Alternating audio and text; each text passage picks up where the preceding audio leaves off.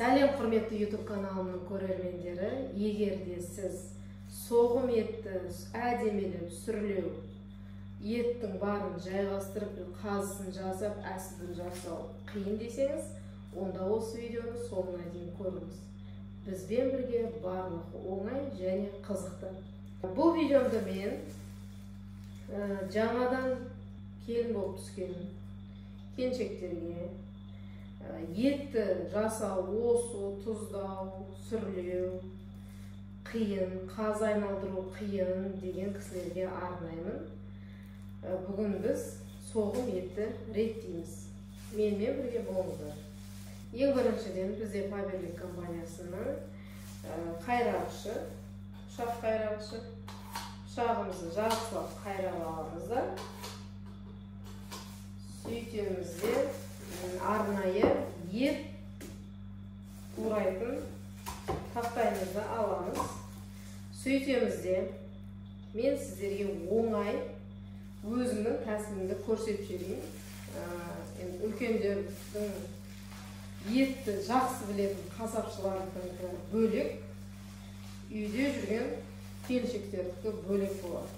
Міне бізде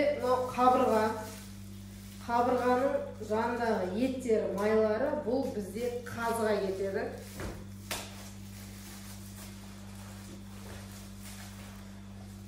Міне қабырға қаз айналдырамыз. Дәл осы қабырғаның жанындағы еттеріне қаз айналдырамыз. Бізде бұл жерде бір жілік ет 22 килограмм, 2100 теңгеден килограммына. Еті, өкпе. Міне мынау жая. Міне жая бізде. Жаяны асартиге немесе тұздап ет асуға пайдаланамыз. Ал енді міне мынау үлкен сүйектен бастап. Бұл жылқының еті, енді бізде тек бешбармаққа, ет асуға пайдаланамыз. Сорпаға немесе сорпаға жаңағы тек ет асамыз. Сондықтан бұны әдемелеп сүрлеу үшін біз бөлек мына жаққа қоямын. Тек сүйектерді бөлек аламыз. Бұл менің өзімнің тәсілім.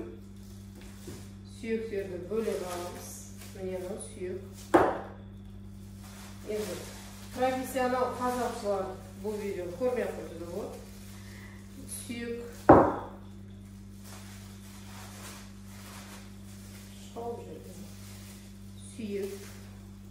сүйектің бәрін бөлек алып жатырмыз. Неге? Себебі қазір тұздаймыз. Сүйек,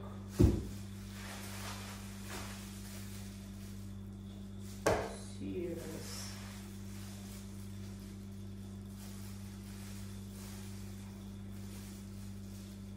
Жиырма 22 килограмм деп жазып берген екен. Мынау бауыр.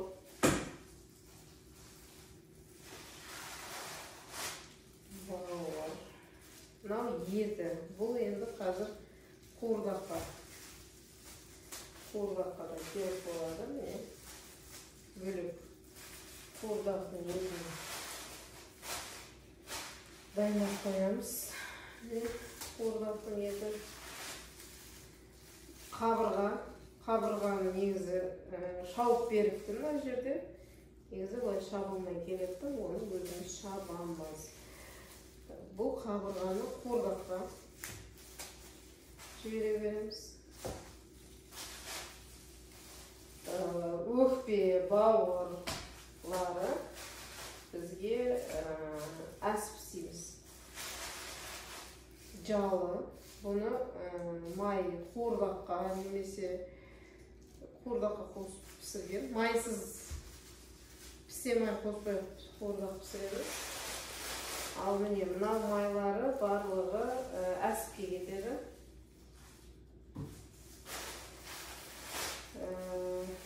Мынау шек қабдары, оны жуып әсіп қазыға дайындаймыз. Suyuk.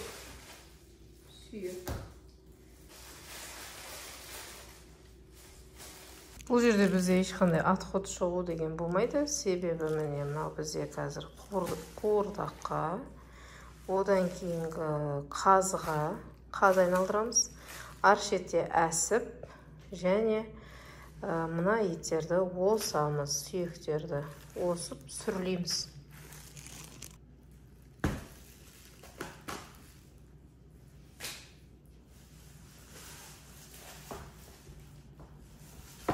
Етті бірінші тұздамас бұрын осып аламыз.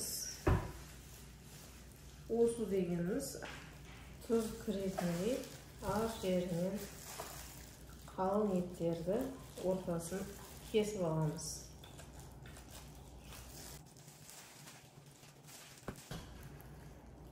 Тұздауға кірісеміз. Жаңағы осқан жерлерімізге тұзды жағып шығамыз.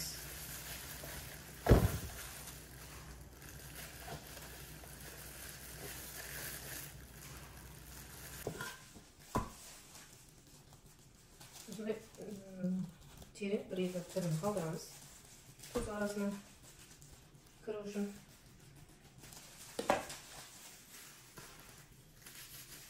Сол түріндерге тұзды жағып шығамыз. Еті осып тұздан деген осыны.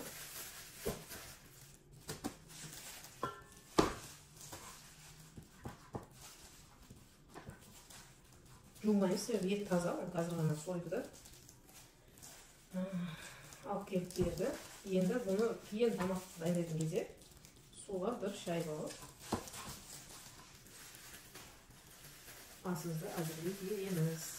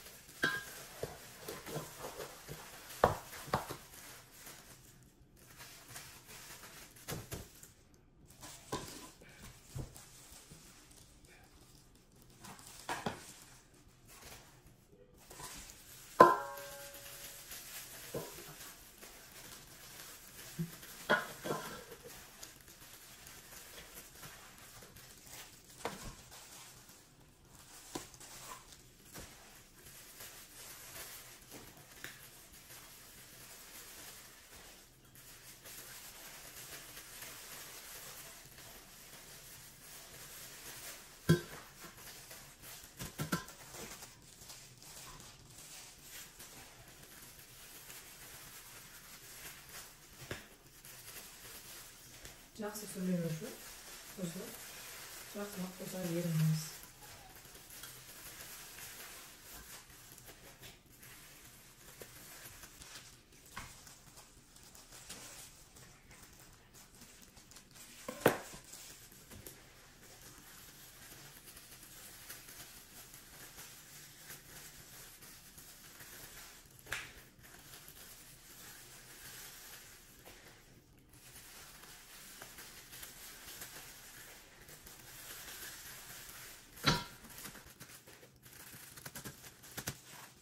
Жайымызды өте азын ашамыз.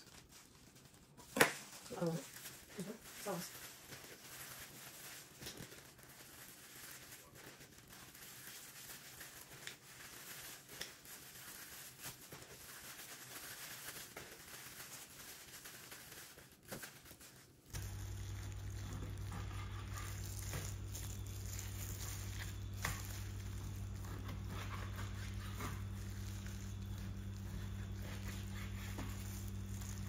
Етіміз дайын, тұздап қойдық. Қазір бетін жауып, бір күн қойып қоямыз. Тұзы сіңеді. Сосын жаямыз. Ал мынау қазір қуырдақ. Оған пістемай ештеңе қоспаймыз. Қазанға тек қана жалдан қосамыз. Жалды қуырамыз да, ары қарай етін қуырамыз. Ал енді қазыға келсек, ұзын-ұзын қылып Kesіп дайындап қойдым. Қазір тұздап. Керек бұрыш барлығын қосамын да бутерброд жасаймыз. Бутерброд жасағанды қазір алда көрсетемін. Мынау әсіп. Бұны да қазір мясорубкадан өткізіп дайындаймыз. Мынаны жуамыз. Тек қана осыны ғана жуатын болып тұр. Басқа ештеңе жумаймыз. Және мынау мусор отход мынандай майда-майда ет майдың без сияқтылары мынандайларын кесіп тастаймыз да, оны итке пісіріп береміз.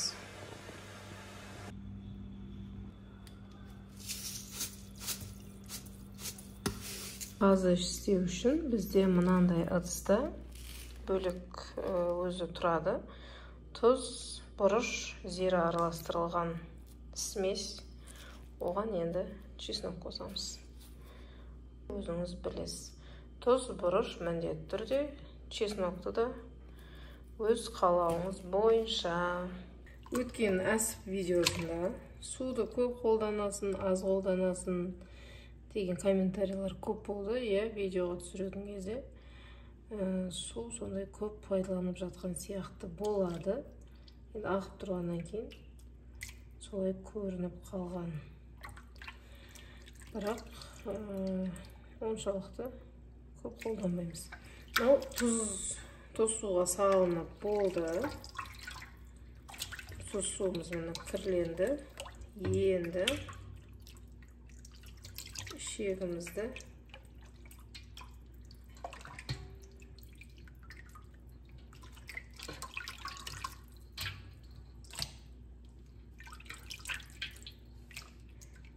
шегімізді аударамыз. Оң қаратып.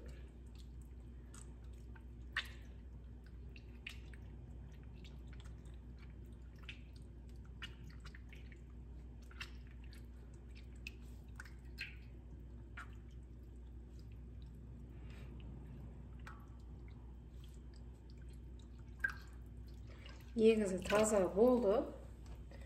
Бірақ тағы да тазалығын тексеру үшін мынандай да сізге пияз саламыз да.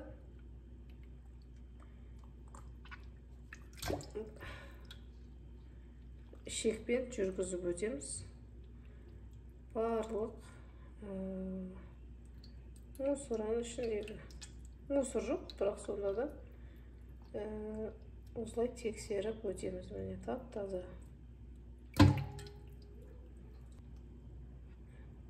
Келеді. Бұл осындай лайфхак. Шектің тазалығын пиязбен тексеру деген.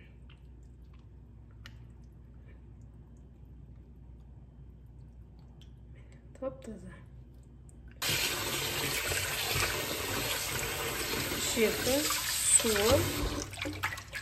Шектің суы таза болғанша шайдық. Тұз, зира, бұрыш және чеснокты өткізіп алдық. Қазыларымыз осылай турап алдық. Осы қазыны біз тұздаймыз. Шамалап.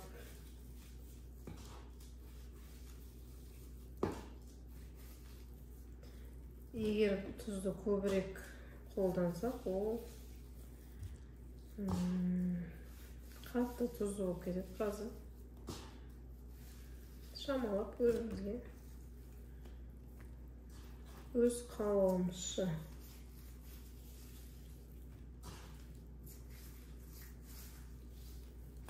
тұздаймыз.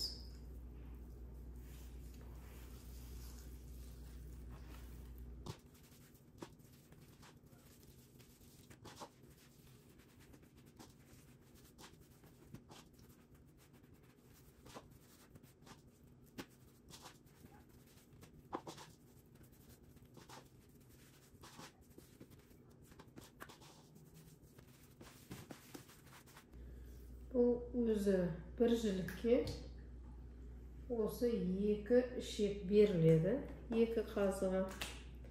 Және мынау екі қазының да етте сол екі қазыға тураланып шығады. Бұл жерде бізде әсіпке ішек жетпейді, сондықтан бөлек ішек пайдаланамыз. Ал мен мынау бір қазымды кішірек қылғым келіп тұр. Сондықтан мынаны тағы да екіге бөлем. Негізі ұзын екі қазы болған жақсы. Бірақ мен осылай бөлгім келіп тұр. Енді ішегімізді міне ашамыз да біз міне бутерброд жасаймыз дедік жаңа. Бутерброд дегеніміз мынандай болады. Міне көрініп тұр ғой? Ет, міне ет, май, ет. Енді осыны мына ішекке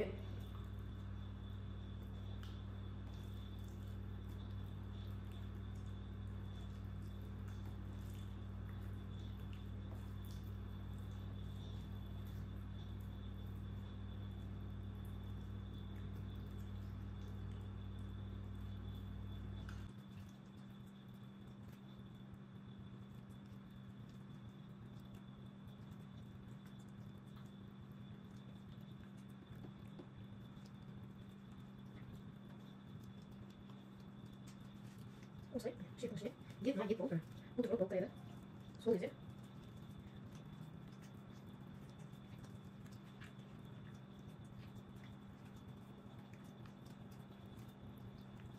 май ортасында таусылып қалды. Май ортасына таусылып қалды мына жерден. Ол жерге мені жалғастырып кете береміз. Жалғастырамыз. Ортасында маймен. Өзі бізде ғармелік болады. Ет, май, ет болып әдемі болып тұрады. Енді қараңыз. Қазір біз байлаймыз.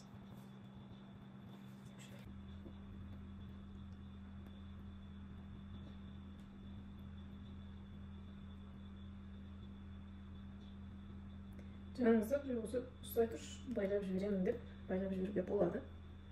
Қазір біз өзіміз істеп жатқандықтан жанымызда ешкім жоқ.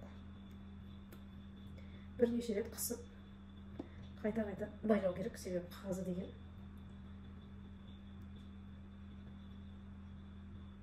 өте жағып кетіп, шығып кетіп, дұрыс байламағандан сондай жағдайлар болмас үшін қайта-қайта байландырып байлаймыз.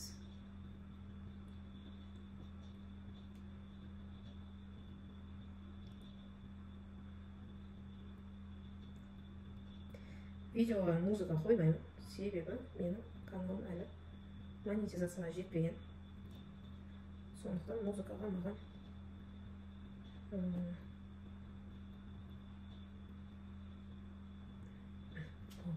енді мына жағын ұстаймыз. Не істемеген жағын. Сүйдемізді міне қысамыз. Қысқан кезде міне осындай қазы болып шығады. Енді бұл қазыларды негізі майда-майда қазы қылып істеймін. Себебі жоқ, бір дәуға істеймін. Дәуға істей салайын. Тағы да аламыз. Ет. Міне, ет. Май. Міне май. Және ет. Ет, май, ет. Аламыз. Ішекке саламыз.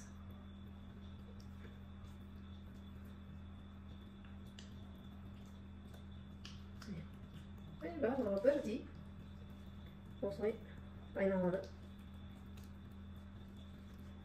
Сонда қазы жасау да оңай екен.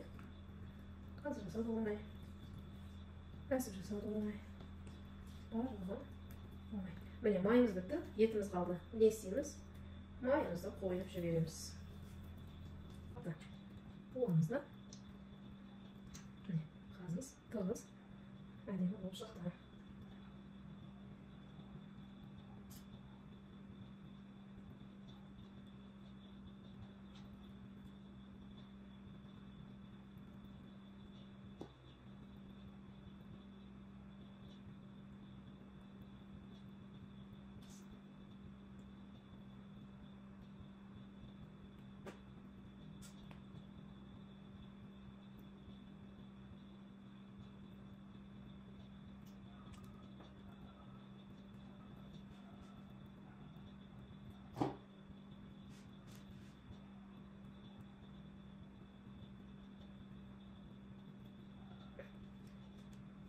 Mine ekінші қазымыз қатты қошты ғой.